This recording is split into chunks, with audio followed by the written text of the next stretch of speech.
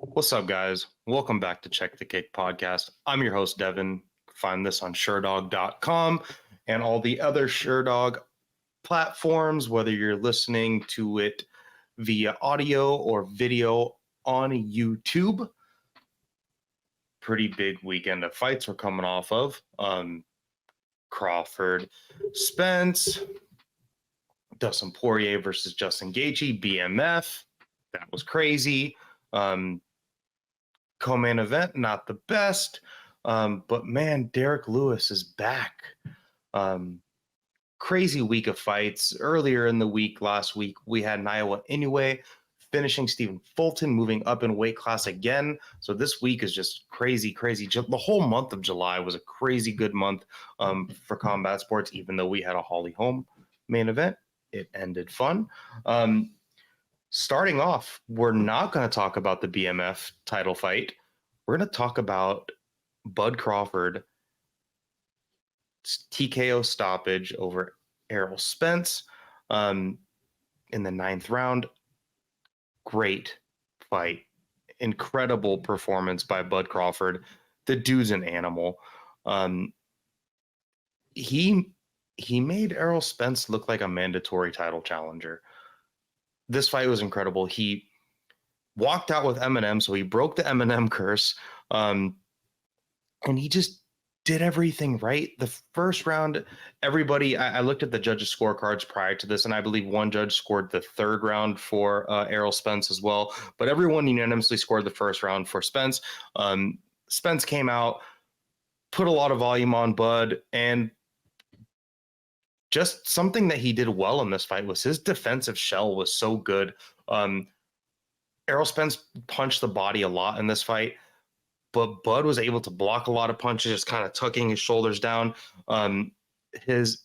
He really just eliminated Errol Spence's jab like right away. He would block and then fire.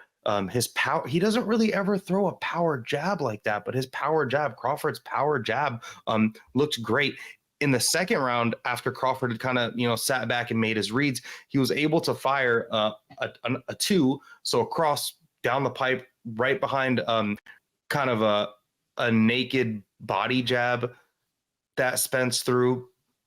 Crawford fired right behind it, hit him with a shot behind the ear, and then followed up with a power jab right after. That dropped him. That was the first time Errol Spence has ever been dropped in his career. This performance was just masterful. Crawford mostly out of southpaw this whole entire fight, even though he's typically an orthodox dude. Just so defensively sound. His ability to he didn't remove Spence's jab from the game because Spence was using the jab, but there was just no effect. Every time his block and counter was just so fast, so on point. Even in the tie-ups going into this fight, Errol Spence was the bigger guy. Crawford moving up and had fought in lower weight classes. A lot of people were thinking that Crawford was going to, maybe struggle in the clinches and the tie-ups and those types of exchanges where they get in and dirty box. And there were moments where Spence had, success kind of punching the body. But if you put these two dudes next to each other after this fight, I mean, Bud Crawford didn't look like he was in a fight, and Errol Spence looked like he was in a fight and lost. Kind of got beat up. And it's worrisome after his, car accident issues. I've read some doctor's reports and heard some, short videos on social media moving around about him, having brain damage, whatever. But that should not take away from what Crawford did here. He was a small favorite going into this fight and a very small favorite on boxing standards. I think he was like minus 145 or some shit. For Crawford, he really went for it, but he just did not have the ability to, number one, keep up with Crawford. Crawford landed 58% of his power punches, and that's a lot. Like landing 40% of your power punches is a lot. He just did everything so well, so masterful. His pullback left hand was beautiful. The finishing he dropped them 2 times. Dropped him 2 times in the 7th round, where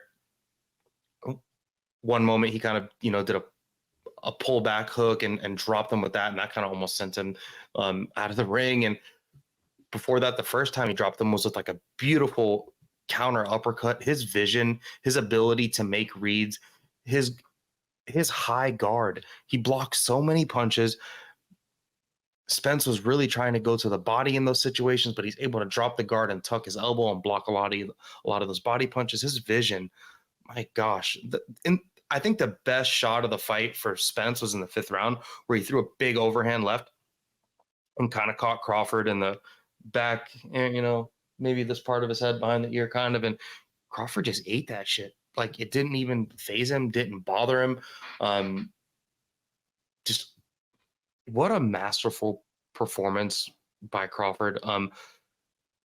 He was taunting Jermell Charlo. I know he's got a fight with Canelo supposedly coming up, but I'm not really too sure what Crawford's going to do next.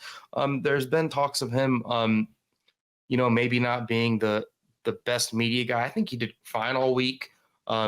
Even prior to the fight, he was like, hey guys, let's stop talking the way we're talking. Everybody can be crazy, whatever. We're going to fight. We're here to make money. After the fight, he went up to Spence and was like, hey man, you did a great job. I'm here because of you as well. And these guys are both undefeated going into this fight. And Crawford just looked way above Errol Spence. I saw a funny post on social media today of Stephen A. Smith saying that Errol Spence should retire after this loss and after a beating like this, and he had never seen a beating so bad. And it's probably because you don't watch combat sports, Stephen A. Smith, because yeah, he lost, but these were two of the best guys in the world. Like, Bud Crawford is probably going to be at the top of everyone's number 1 pound for pound list. Number 2 is probably Naoya anyway. But he lost to the better fighter. That doesn't mean he's done. Errol Spence can from what I saw, I know there's a rematch clause where I think the loser has the ability to incite the rematch clause, but the winner gets to pick the weight. Maybe they go up to 54. But I don't. This is one of those fights where there's just no need for a rematch. It wasn't really even close. Again, one of the judges scored the 3rd round for Spence, but like you go back and watch this fight, like Errol Spence was getting his head snapped back all the time. The finishing sequence in this fight, 9th round, it was kind of a mercy stoppage too. And no one seemed to complain about it. Spence didn't even complain about it. But they were just exchanging in the pocket, and then Bud Crawford catches him with this really tight hook. I mean, he'd hurt him with multiple shots before that, but he catches him with this really tight hook. They're really close in the pocket, catches him with this hook, and just sends him kind of reeling back. And the ref stops in. For a night where we have a night where there was always weird stuff going on in the main event in the UFC and in boxing. I think both of the refs did a good job. Herb Dean came sliding into home base to save Dustin Poirier. We'll go to that, but the officiating was fine by me. I got no qualms with it. Interesting though. I was kind of all in on Bud Crawford, and I know hindsight's 2020, and I didn't even pick the fight for you guys to listen to, so I could say whatever I want to say. But like, leaning him is like, hey, I thought he could win, but I could see, Spence definitely giving him some problems. No, this is a one-sided shellacking, in my opinion. Like, it's pretty bad. Like, I don't even remember, like, watching it back. Like, there's not even tons of striking exchanges that Spence won at all. Like, he lost every single time every time they would exchange shots. He lost every time. Shout out to Bud Crawford. Hopefully he can get the more media attention. He said he's been blackballed by the matchmakers. Hopefully they can give him the proper matches. I'm excited to see what's next for him. It's not like the UFC where the champions fight them, the second best guy or the number 1 contender. Unfortunately, boxing is super political and not the best when it comes to that. So hopefully we get to see what we want. But we got a fight that typically would have been really hard to make with Spence and Crawford. So, kudos to boxing for making that fight happen. It's pretty awesome. Moving on to the other title fight on Saturday night. This one is it's a title, the BMF title fight. We had Dustin Poirier lose via head kick knockout to Justin Gaethje. Saw a stat today that someone said, I don't know this to be true or not, fact check this, but Dustin Poirier has never been dropped with a head kick in a fight, and he's never been dropped with a head kick in training. That's what I read. Dude trains at ATT. Don't see why he's never been head kicked before, but hey, really close first round. I picking the fight, I expected Dustin to just be able to land the better shots in prolonged pocket exchanges. I really thought he was going to be able to pressure forward or counter. Justin Gaethje did change his game plan, and now I can admit that I was wrong and say that I do think he's actually changed and improved. I did say prior to this, I believe that he was better as a battering ram, where he would just go and crush people, use his durability and crush them. And I just felt like there was a ceiling for him. And he set up a beautiful head kick, but I don't know how replicable that is as well.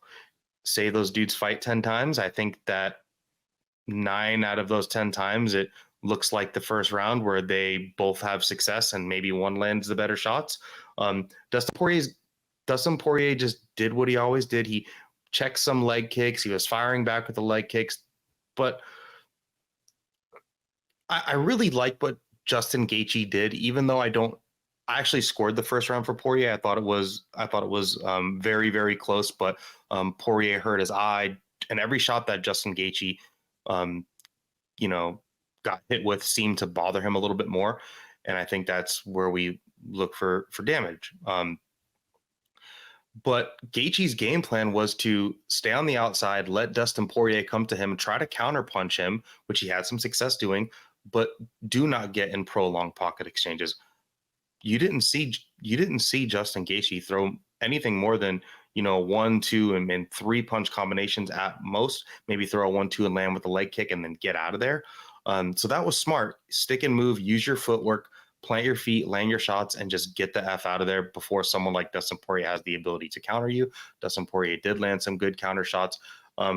Dustin Poirier's guard is really good. He landed 3 knee/kicks up the middle on Gaethje when Gaethje kind of just leaned his head in a weird way. He kept leaning right into Poirier's knee.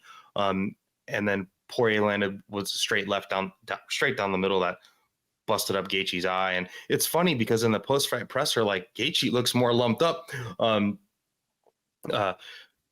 But beautifully set up head kick. Gaethje threw the kick, and you don't see Gaethje throw many head kicks, which is just a new wrinkle to his game.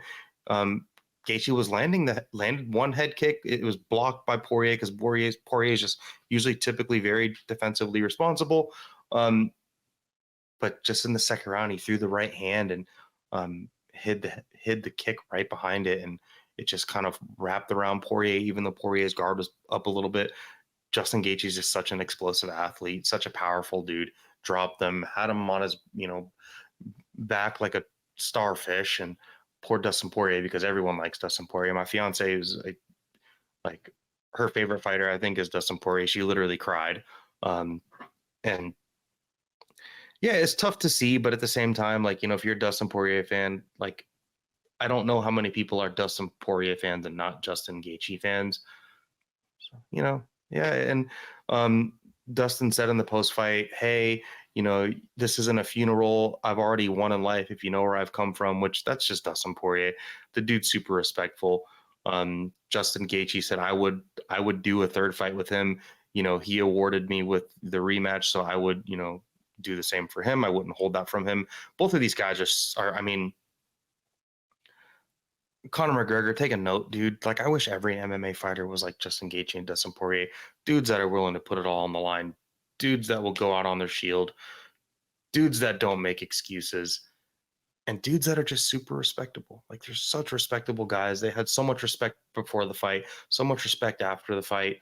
We did maybe get robbed a little bit of a 5-round banger. And I mean, shit, if we would have got 5 more rounds of the first round, that would have been awesome because it was just a kind of a technical brawl in a way, you could say.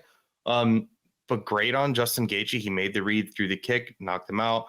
I thought it was a little bit funny that they had Usman in the octagon celebrating with Gaethje because they're good friends and training partners. And Dana White, they're interviewing Joe Rogan's interviewing Gaethje, and he's like, this is the same head kick that Leon Edwards kicked Usman with last year. And Usman's literally like in the octagon pacing around behind all of this. So that's got to be a funny kind of shitty moment for Usman. But all in all, like the fight was good. The whole card was good. Like there was a couple stinkers on there. Jan Blachowicz, Alex Pereira. That one was, maybe those dudes shouldn't fight at elevation again. CJ Vergara's fight was not the best, but other than that, there was like 9 finishes out of 11 fights. Yeah, we only got 11 fights coming up on this card here again, but sometimes too much of a good thing is bad. It's like if you eat too many cookies, you get a bellyache. As for Justin Gaethje moving forward, it's hard to say for him. Before this fight, I'm like, he has no chance. But say Islam Makhachev does beat Oliveira, I think the UFC botched. I think the UFC botched that matchmaking because Islam Makhachev didn't seem too eager for that fight. And the general consensus is Charles Oliveira got beat pretty handily. There are tons of Charles Oliveira fans. I'm one of them too. When Charles Oliveira fights, I watch. But I mean, are we more excited to see Justin Gaethje that just head kicked Poirier's head, into the mountains behind Salt Lake City? Or are we more excited to watch Islam Makhachev fight a dude that he already beat? Yeah, I think the UFC probably just thought, hey, these guys are going to kill each other and there's no way they could fight again. And Justin Gaethje would probably be able to fight in Abu Dhabi. Maybe he'll go in and weigh in as a backup fighter. That'd be cool if he did that. The UFC probably throw him some coin. Maybe they won't. But yeah, I'd like to see him. Screw it. I think he should challenge for the title. Only if Islam beats Oliveira, because if Oliveira beats Islam, then they're one apiece, and then we're stuck on a rematch thing, and who knows what Justin Gaethje is going to get stuck with if that happens. But I do hope he kind of gets that one more shot, because head kicking Dustin Poirier, in my opinion, you earn a title shot off that. And we typically don't talk about matchmaking for the losers on this show, but I will because it is Dustin Poirier. What's next for Poirier? He's basically, he called himself a fighting junkie, and he said that he could be, he's thought about retiring for a while, but he could be tempted back with something interesting. A lot of people are saying Arman Tsarukyan. Those dudes are training partners, and like there's pictures of them like training together. Maybe I'm confusing him with Gamrot. Probably confusing him with Gamrot. Either way, Dustin Poirier doesn't take a fight with Arman Tsarukyan. I don't think Dustin Poirier takes a fight with any of those dudes. Maybe a rematch with Conor, like a rematch with Chandler. Yeah, Dustin Poirier's got options, and the dude's an OG. He's going to be around forever. Big shout out to him for even just, he didn't stay for the interview, but he went right to the media, did all of his media obligations after getting head kicked, didn't go to the hospital right away. Don't like that, but yeah, shout out to that guy. Love that guy. Love Justin Gaethje. Shout out to both of them. And finally, moving on to the last fight that I'm going to break down with you guys. Derrick Lewis knocks out Rogerio de Lima via jumping switch knee. Like, Jorge Masvidal was in the crowd as the original BMF champion, the dude that has the UFC record for the fastest jump knee knockout, where he kneed Ben Askren. Ben Askren's still sleeping from that. Jumping switch knee, Marcos Rogerio de Lima goes down. It's got to be, sidebar, Derrick Lewis had abs, and he didn't get them from the same doctor that De La Hoya got his abs from. Derrick Lewis is running at you full speed, jumping switch knee. That's got to be the scariest thing in the world. goes down. I thought the fight was over. I thought he was going to break Masvidal's record. Goes down. De Lima is a BJJ guy. And Black Beast was just landing so much ground and pound, even got into full mount, was able Rogerio Lima was able to, give his back, but still turtled up behind the shell. And freaking Black Beast is just raining ground and pound. I think it was like a 32-second stoppage. The dude was on a terrible losing streak, comes back, and that was the last fight on his contract. Like, for him to be able to pull that off, and we're not even talking about the whole entire after cage thing. But he was on a 3-fight losing streak, and all of them were finishes. Like, he got knocked out by Cyril Gahn down in Texas in his hometown for a championship, knocked out Dawkins, and then got TKO vicious elbow from Tai Tuivasa, got knocked out by Sergey Pavlovich, and then got arm triangled by Sergey Spivak. Like, last fight on his contract, comes out, gets that crazy TKO finish. Sherdog.com calls it a TKO by punches, but that damn switch knee is what started the demise. He takes his shorts off, starts swinging them around his head, doing the suck it, throws his gloves into the crowd, cuts a badass promo, and Derrick Lewis is back. The Black Beast is back. People are saying he should go rematch Francis in PFL because there's a guaranteed $2 million purse. Do you guys really think Francis Ngannou is fighting in MMA after getting knocked out by Tyson Fury? Probably not, because he's going to get a fat payday. Don't think Tyson Fury ever fight. I don't think Francis Ngannou ever fights in MMA. Why would he take an MMA fight after fighting? Like, the goal is he's met his goal. The goal is to fight Tyson Fury. You don't fight after that. You disappear. But maybe people are saying he should go to PFL. I think the UFC is going to re-sign this dude. He said he wants to come back to the UFC. The UFC loves him. Derrick Lewis, everybody loves Derrick Lewis. The crowd freaked out for him. He had more pop. I mean, he had more pop than almost anyone there. Tony Ferguson had a lot of pop too. And it was just, super happy for Derrick Lewis because he's genuinely a good guy. He said he had weight cutting issues going into this fight, passed out on the scale, and this is the best shape I've ever seen him coming into the UFC. And he's always been the athletic dude to be able to jump and throw jumping high kicks and a bunch of stuff in the beginning of fights. He's known to do it. And you should look up his quote because I won't be able to say it as elegantly as him, but Joe Rogan asked him, is that something you've been practicing or whatever? And he said he's been doing it in his camp for so long and he was going to give up on it if it didn't work. He is another true BMF, Derrick Lewis. He'll be around. I think the UFC will sign him a nice contract and keep him around. I like the guy. We all like the guy. It's Derrick Lewis, and what a way for him to fight and finish. Just everything. He gets an A++. He did everything perfectly, from the fight to the post-fight interview, the promo he cut. He's still a bad man. And just wrapping up UFC 291 in total, tons of great fights on there. 9 finishes. The Euros Medic Matthew Semmelsberger fight was awesome. You guys should just go back and watch this. Roman Kopylov looked great. Jake Matthews looked good. Bonfim got a damn near insta-sub. Bobby Green looked pretty good against Tony Ferguson.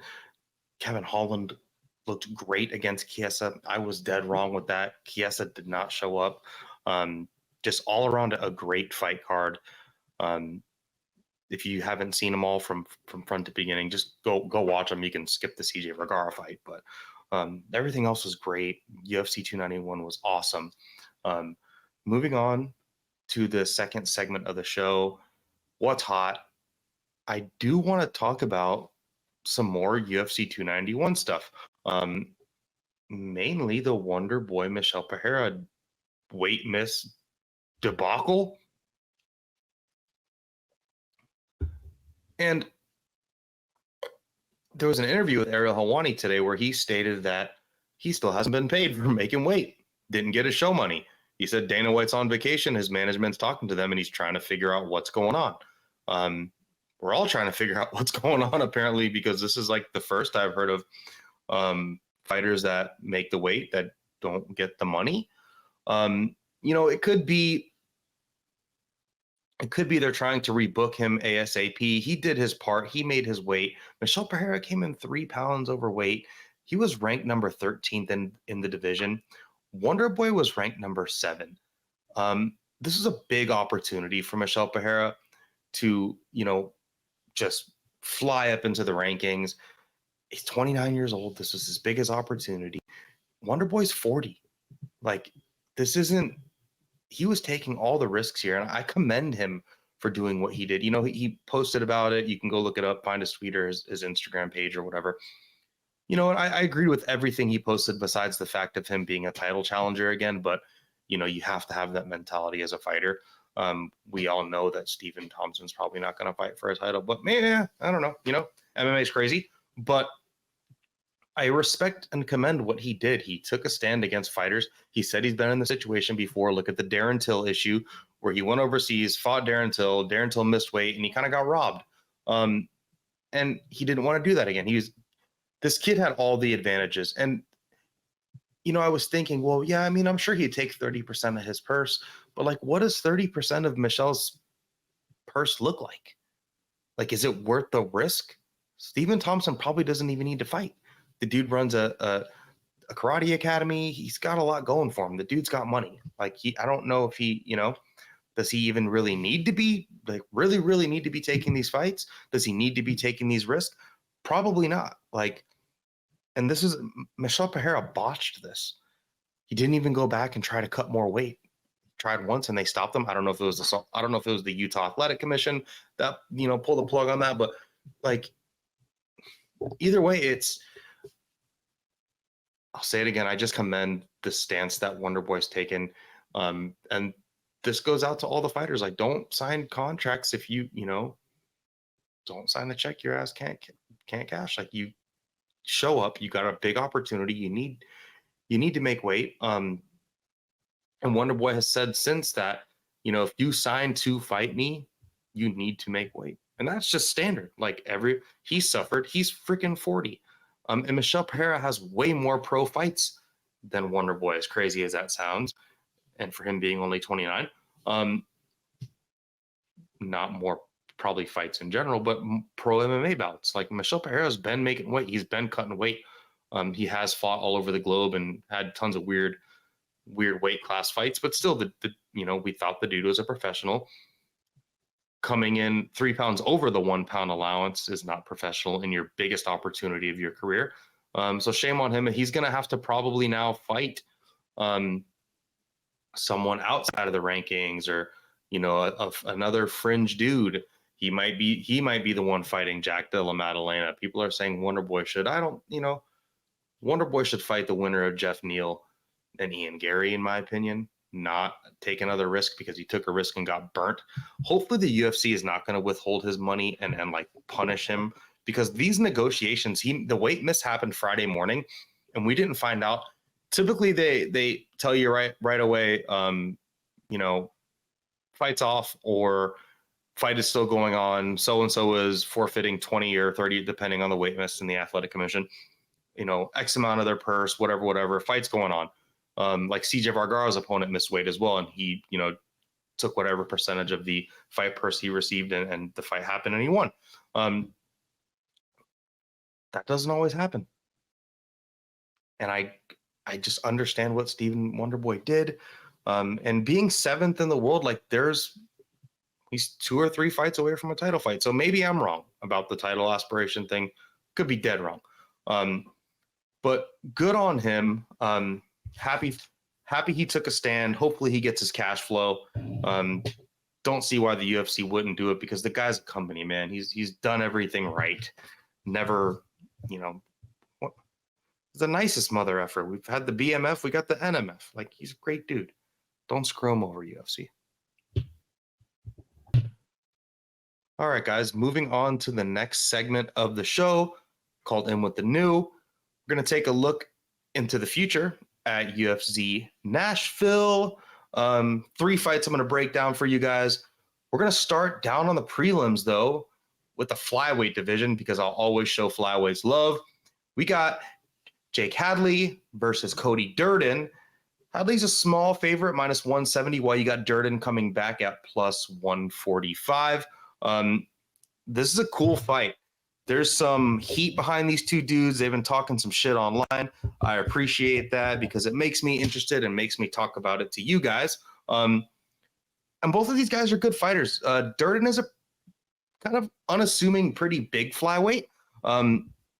Good boxing, good wrestling, kind of low-key power. You know, he's hurt multiple people in fights. He's coming off a good win over Charles Johnson. That's a good win. Hurt Carlos Mota, knocked out JP Buys. JP Buys has kind of a sus chin. Either way, brawl with Orichi Lang. He did have that guillotine in round 1 to Muhammad Makayev, and he did get, you know, flying triangle choked by freaking Jimmy Flick back in 2020. Even his draw with Chris Gutierrez, like able to out wrestle, take his back there in that fight. Jake Hadley is a guy that is definitely, I would say maybe has the higher ceiling, but definitely also like his loss to Alan Nascimento. That's something that kind of, you know, stings for him a little bit, but Alan Nascimento has come to show that he is good. After that, he, you know, triangled Carlos Candelario and then knocked out Malcolm Gordon. Malcolm Gordon is another one of those dudes that has kind of a suspect type chin. Jake Hadley is definitely a willing guard player off of his back, and that's kind of what he did against Alan Nascimento in their whole fight. He seemed very willing to be a guard player.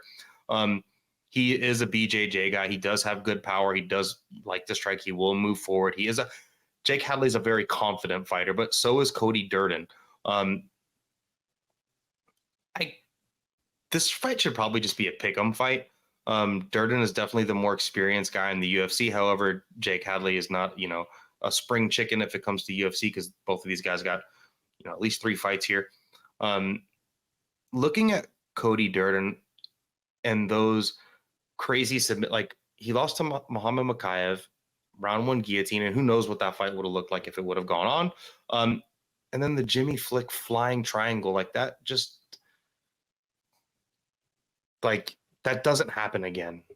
I said it about Poirier and Gaethje, but like those dudes fight 10 times. Like that doesn't happen again.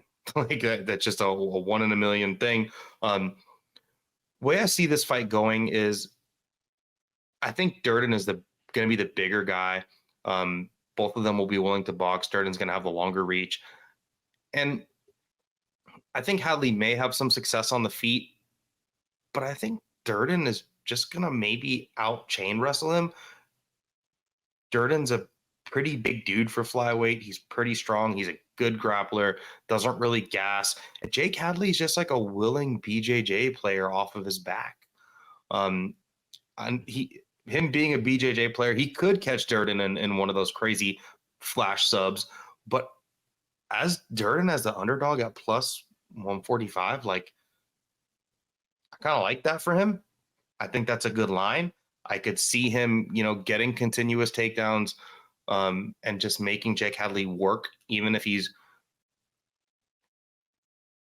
in a situation where he's playing offense the whole time and Durden is if Jake Hadley's in a situation where he's playing defense the whole time and Durden is playing offense the whole time and they're just grappling, as long as Durden doesn't get caught in like a, you know, some sort of defensive type submission where Hadley, you know, catches him with a triangle off of his back after, you know, being ground and pounded for 2.5 minutes. I could just see Durden out wrestling him. I think that's going to be his game plan here. Just go and put the screws to him and put pressure on him. Again, this fight, they got a lot of heat. These are flyweights too. The scrambles are going to be great. The striking exchanges are going to be great. Both guys have good power. Jake Hadley's definitely probably a little bit more crisp and a little more athletic, fast twitch. But again, I think Durden is just going to be all over him and kind of be that lead blanket.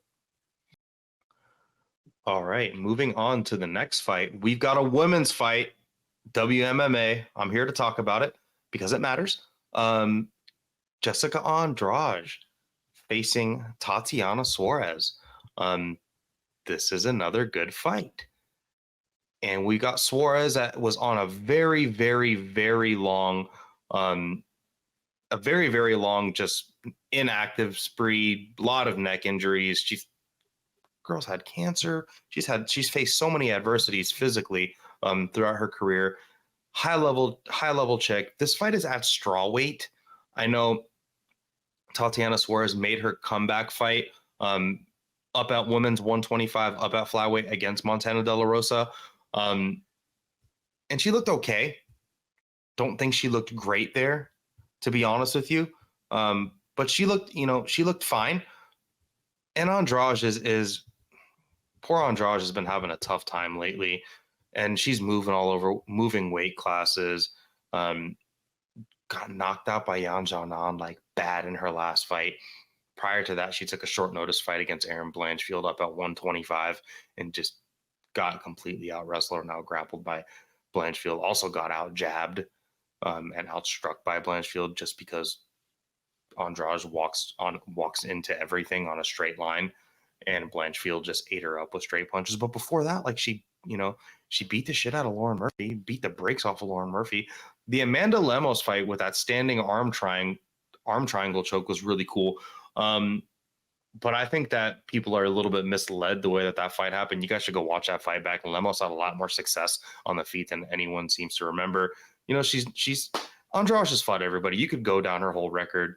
The fights with Rose, the fights with Weili, the loss to Shevchenko, the body punch KO of Chukagian was great. The way she ruined Karolina Kowalkiewicz, the Rose slam. She's fought in everybody. She's fought in all three. Well, I guess I'll say all three because I don't think women's featherweight is around anymore. But she's fought in all three women's weight classes: 115, 125, 135. Had wins, vicious finishes at all of them. She's Andrade. When she's firing on all cylinders, she's a mother effer. Her game is just susceptible to Tatiana Suarez's game. Andrade can be out wrestled. She's very powerful, but she's not very technically sound. Kind of really anywhere. She's okay in the clinch. I guess she's got okay submissions, but she definitely is more of a brute force fighter. And Tatiana Suarez is a big girl, very high level wrestling. If she shows up the way she showed up against Montana De La Rosa, I could see moments where Andrade may have some success, but anyone that's been a good high level wrestler that has wanted to out wrestle Andrade has been able to. Valentina did it. Other people have done it. Blanchfield had moments in the grappling, and I just see Tatiana Suarez being able to do the same thing. I don't know if I said the odds or not, so I'm going to repeat them again if I didn't. Andrade is a plus 275 underdog. Tatiana Suarez is coming in at minus 350. And in a fight like this where Suarez didn't look awesome, even though she won against Montana De La Rosa, she hadn't fought for 4 years prior to that, and she gassed out in the third round against Nina Nunes and Nina Ansaroff at the time, I believe.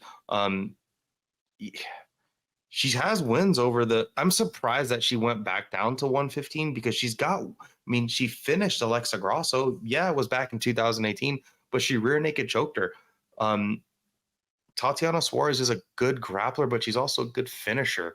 Like, surprised that she didn't finish Nina. Nina's good, but mostly everything up to that is all finishes. She will definitely TKO you with punches if she can, like she did to Esparza. She'll land ground and pound. She'll land elbows. She'll make you give her your back. She'll, sink in rear naked chokes. She's got Bravo chokes. Like, she's got all different types of submissions. She can armbar. She's just good. She's undefeated for a reason. I don't love the line, but I'm kind of heavy on Suarez. I do think she's got what it takes to win this fight. Moving on to the final fight of the card that I'm breaking down for you guys. We got Cory, the Sandman Sandhagen, versus short notice replacement, Rob Font.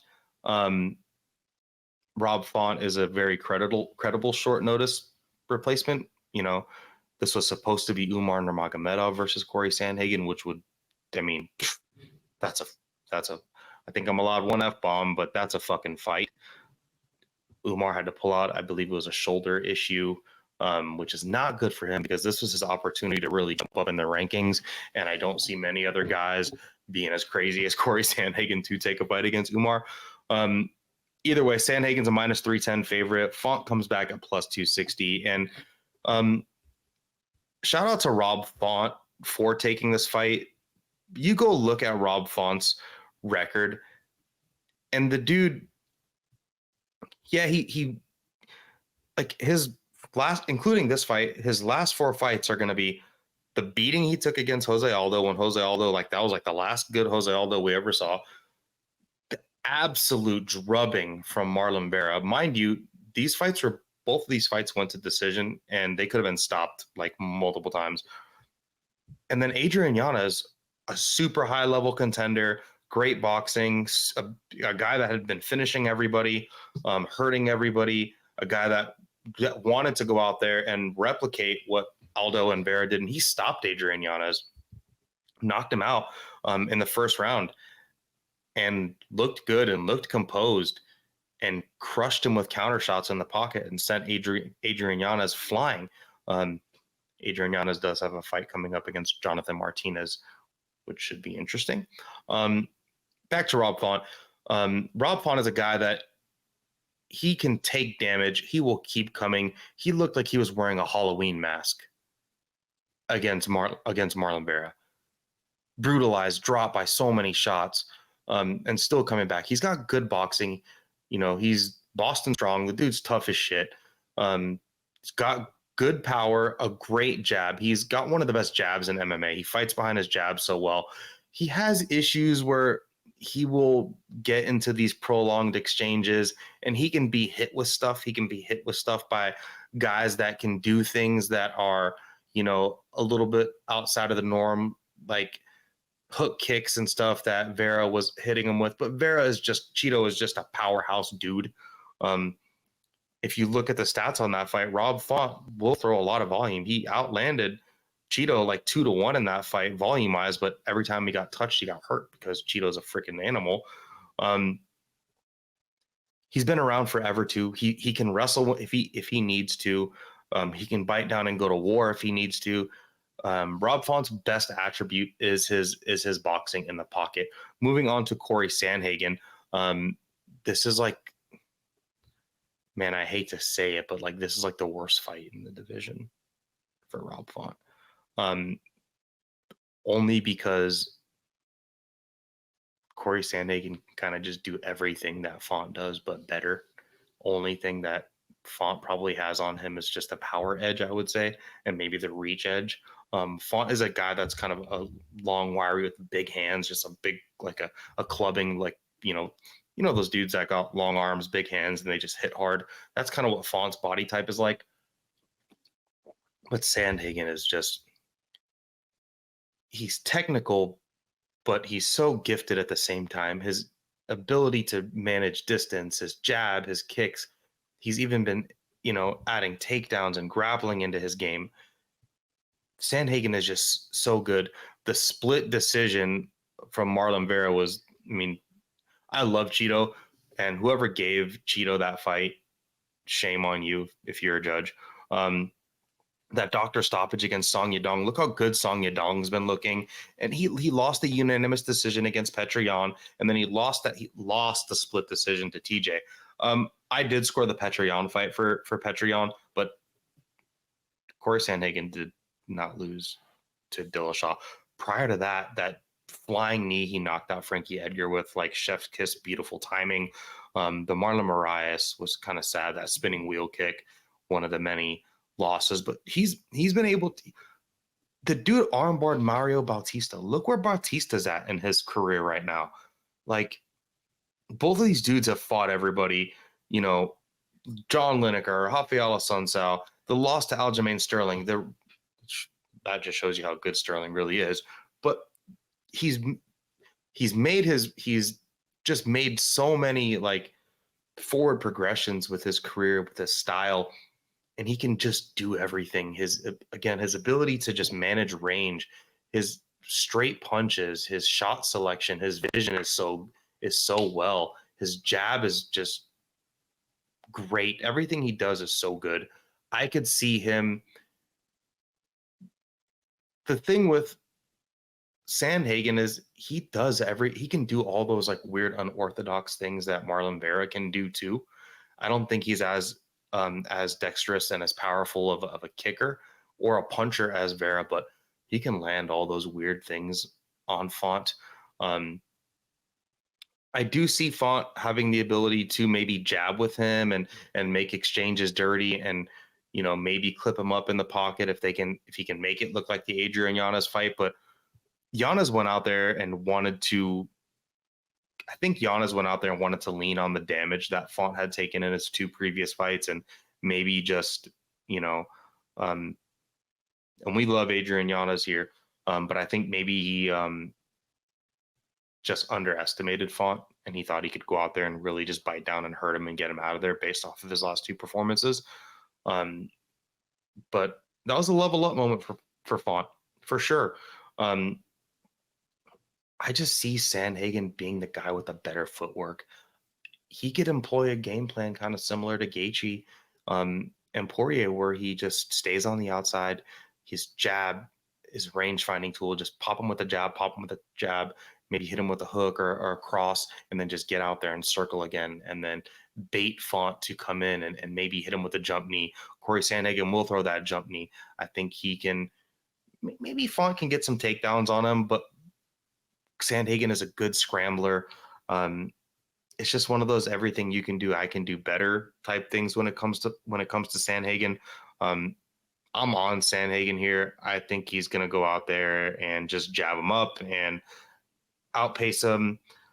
And this fight will be fun because Font, if you don't get him out of there, he's going to put his foot on the gas. He's going to go throw shots. He's going to put volume up. This is going to be one of those high volume fights. I think it's going to get bloody. I could see both dudes getting hurt. It's going to go to decision. If you're going to gamble this fight, lay some coin on the over 2.5 or lay some coin on the fight goes to decision. Either way, this is a dope fight. This whole card is pretty good. I wish there was more time allotted that I could kind of go into it further with you guys, but the whole card is good. It's only 11 fights too. Sean Woodson is back. Ode Osborne is fighting a newcomer. Jeremiah Wells is never in a bad fight. The dude's fighting Carlston Harris. Carlston Harris is, I think, like the only Ethiopian fighter on the card. And that should be a banger. Honey Barcelos is back fighting another returning fighter, Kyler Phillips. A fight to look out for. This is a fight that I unfortunately can't break down for you guys, but I want you guys to know about. Billy Q versus Damon Jackson. Damon Jackson's a dude that will bull rush you and get you out of there in the first round. Billy Q is a dude that gets you out of there in the third round. What's going to happen when those styles collide? Who knows? Badass fights. I hope you guys tune in. I'm glad you tuned into the show. Thank you so much. My name is Devin. This is Check the Kick podcast. Enjoy the fights.